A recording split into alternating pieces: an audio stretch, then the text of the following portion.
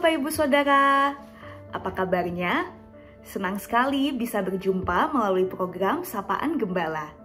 Sebelum kita bersama membaca dan juga merenungkan firman Tuhan, mari bersama kita bersatu di dalam doa.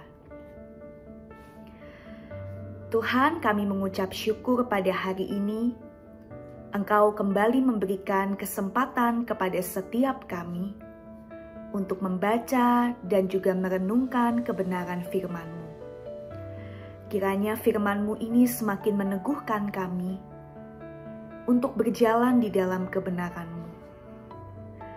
Terima kasih Tuhan, kami berdoa di dalam nama-Mu, Allah kami yang hidup.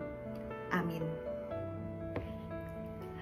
Saudara, bacaan perenungan kita pada hari ini diambil dari Mazmur 112.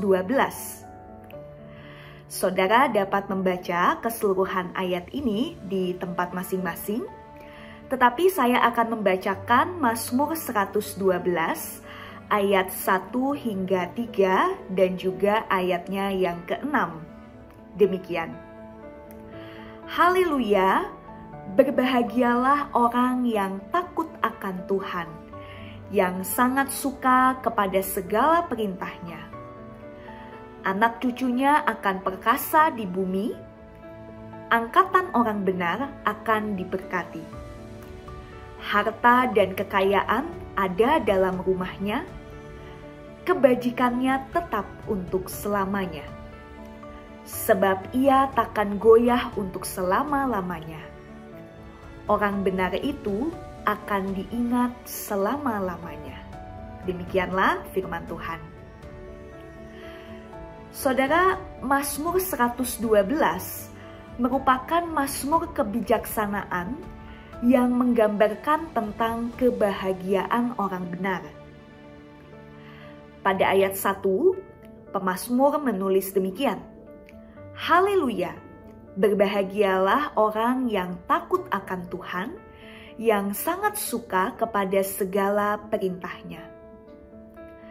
Saudara, perjumpaan dengan Tuhan selayaknya membuat kita kagum akan kebesarannya, hormat akan kuasanya, dan makin mengenal Tuhan melalui firman-Nya.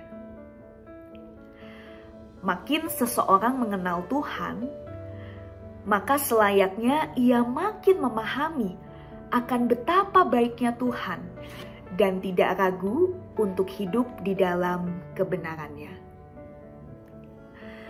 Nah, lalu seperti apa sih wujud konkret dari hidup yang benar? Kita dapat melihat di ayat 4. Tertulis demikian. Pengasih dan penyayang, orang yang adil. Ada 3 poin yang disebutkan di situ. Pengasih, penyayang, dan adil. Pengasih dan penyayang berarti memiliki belas kasihan. Sedangkan adil berarti bertindak sesuai dengan kebenaran atau ketetapan yang berlaku. Nah, saudara, kalau seseorang memilih untuk hidup di dalam kebenaran, kalau seseorang menjadi seseorang yang pengasih, penyayang, dan juga adil, maka tentulah Tuhan akan memberikan berkat yang tidak ternilai. Setidaknya ada 3 berkat yang tertulis di dalam perikop kita di Mazmur 112. Yang pertama, tertulis di ayat 2 bahwa anak cucunya akan perkasa di bumi. Angkatan orang benar akan diberkati. Saudara, orang yang benar akan menjadi teladan bagi keturunannya. Ada pepatah yang menyatakan, children see, children do. Anak akan melakukan apa yang dia lihat. Nah, jika anak dibesarkan di dalam nilai-nilai kebenaran dan melihat teladan dari anggota keluarga yang lebih tua, maka sangat mungkin mereka akan bertumbuh menjadi pribadi yang benar. Nah, bukankah harapan setiap orang tua adalah melihat anak atau anak-anaknya menjadi pribadi yang benar dan takut akan Tuhan. Selain itu, tadi tertulis juga bahwa anak cucunya akan perkasa di bumi. Saudara, kata perkasa itu bukan berarti anak kita akan punya kekuatan fisik yang besar. Bukan itu. Tetapi orang yang hidup benar, dia akan diberkati dengan kekuatan yang berasal dari Tuhan untuk bisa menghadapi segala tantangan dan godaan di dalam kehidupan ini. Itu yang pertama. Lalu yang kedua, saudara, berkat yang kedua, di dalam ayat 3 tertulis demikian. Harta dan kekayaan ada dalam rumahnya. Kebajikannya tetap untuk selamanya. Saudara, ayat ini hendak menyatakan bahwa orang yang benar adalah yang hidupnya juga penuh dengan kebajikan. Kebajikan ini maksudnya adalah hidup yang bermoral, penuh dengan belas kasih, penuh dengan keadilan, rela berbagi, rela memberi kepada mereka yang membutuhkan.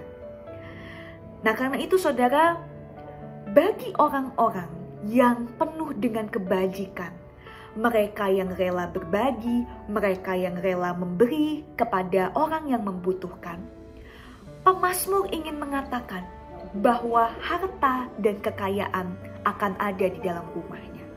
Artinya, seseorang tidak akan pernah berkekurangan ketika mereka memberi.